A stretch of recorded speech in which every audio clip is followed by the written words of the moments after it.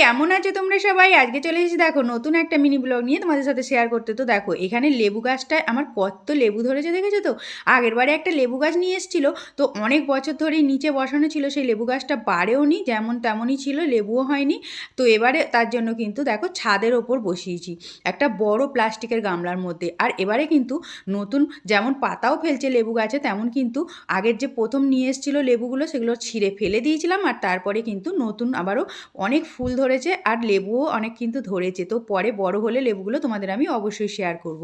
তো তারপরে দেখো আজকে রবিবার, কিন্তু রবিবার হলে কি হবে, বরমশাই আজকে না কাজে গেছে, আর ছুটি নেই বলে তার জন্যই কিন্তু কি আর করব, সকালবেলায় তাড়াহুড়ো করে যেমন প্রতিদিনের মতোই ডিউটি যায় তেমন কিন্তু সব কাজকর্মগুলো মানে করে বাসি আর গুছিয়ে দিয়েছি টিফিন, তারপরে কাজে চলে গেছে। আর এদিকে কিন্তু আমি তারপরে যে কাজগুলো থাকে সেগুলো করে নিচ্ছি। তো ওদিকে ঘরের বিছানা কিন্তু এখনও তোলা হয়নি, কেননা এখন প্রতিদিন বিছানাটা তোলা হয় না। দিদা এসছে বেড়াতে, যেহেতু দিদা বয়স্ক মানুষ, মানে বেশিরভাগ টাইম গিয়ে শুয়ে থাকে বলে তার জন্য কিন্তু সব সময় বিছানাটা তোলা হয় না ওই ঘরের, জানো তো।